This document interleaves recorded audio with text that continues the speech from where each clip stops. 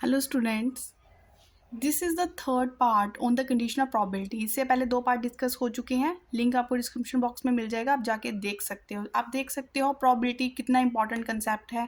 Competitive की तैयारी करो तब भी, क्लास 11th या 12th के स्टूडेंट्स हो तब भी। तो मैं आपके साथ एक क्वेश्चन डिस्कस करती हूँ, ठीक है। आपको क्या बताना है कि क्वेश्चन कुछ इस तरह से है। मेरे पास एक बैग है। स्टूडेंट्स ध्यान से क्वेश्चन समझे।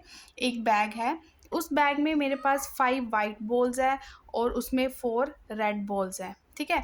इस बैग में से मुझे क्या करना है, 2 बॉल्स क्या करनी है, ड्रॉ करनी है। 2 balls drawn bag from the bag. लेकिन कैसे ड्रॉन करनी है, विदाउट रिप्लेसमेंट। अगर आपने एक बॉल निकाल ली तो उसको फिर से बीच में नहीं डालना, ये ध्यान रखना है, विदाउट रिप्लेसमेंट। मैंने आपको बताया था कि कंडीशनल प्रोबेबिलिटी डिस्कस कर लिया था, फॉर्मूला अच्छे से डिस्कस हो चुका है।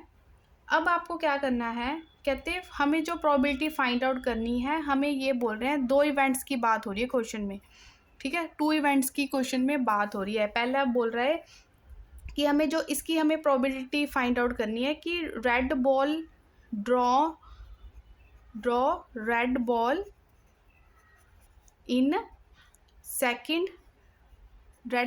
Second drawn.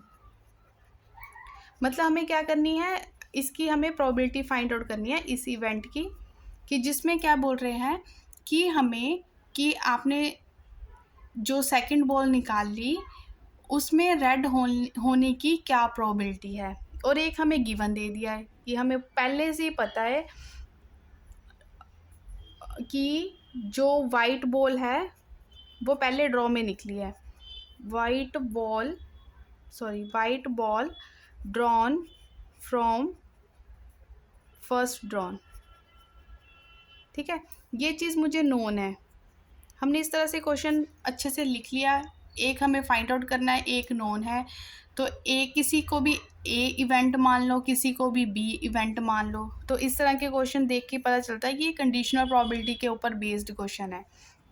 तो हमें क्या करना है, कंडीशनल प्रोबेबिलिटी का फॉर्मूला निकालना है कि जो चीज़ हमें फाइंड आउट करनी है उसको पहले लिखते हैं, जो नोन होती है उसको बाद में लिखते हैं। हमने ऑलरेडी डिस्कस कर ली है इस चीज़ को। तो फिर हमने फॉर्मूला लगा दिया, ये होता है इसका मेन फार्मूला, ठीक है। आप इस फॉर्मूले का यूज़ करके इसका आंसर निकाल सकते हो। लेकिन मैं आपको क्या बताऊंगी, बेसिक समझने वाला मेथड।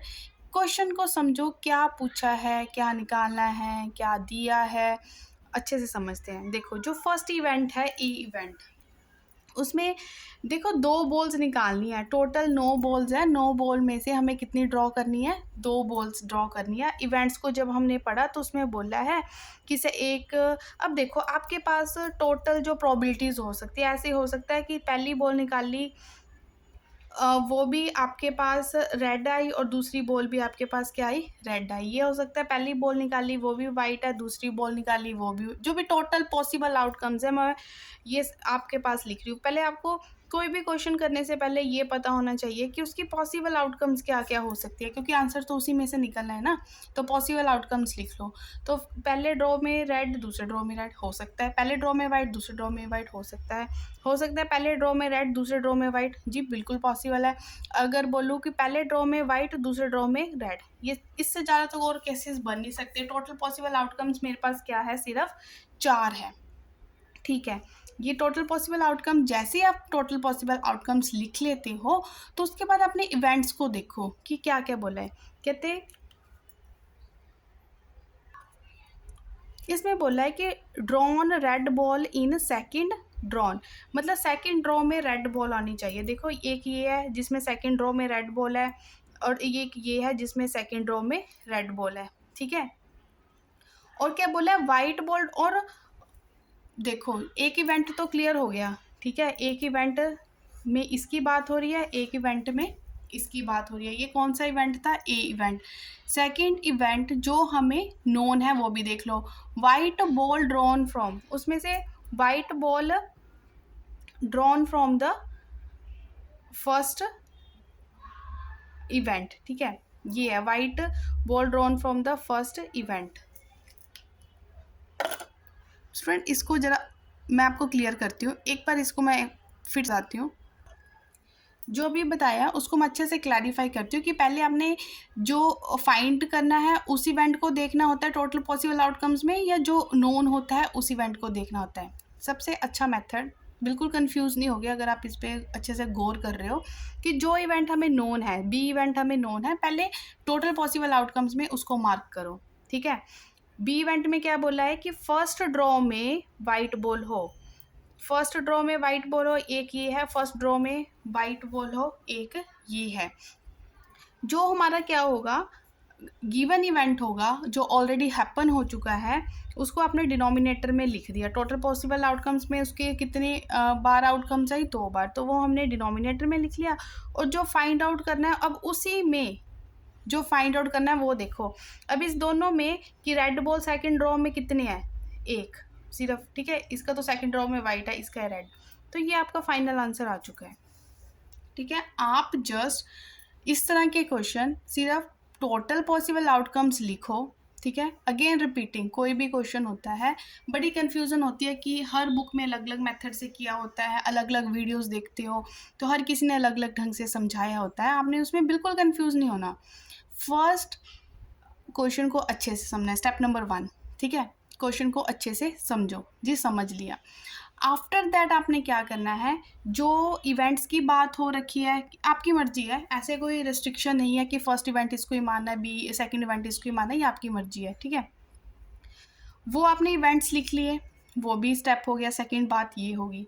तीसरा है जो इवेंट्स पे हमें काम करना है, ठीक है, वो सारे पहले पॉसिबल आउटकम्स लिख लो कि क्या क्या हो सकता है। तो ये मैंने लिख लिए पॉसिबल आउटकम्स, ठीक है, ये भी लिख लिए।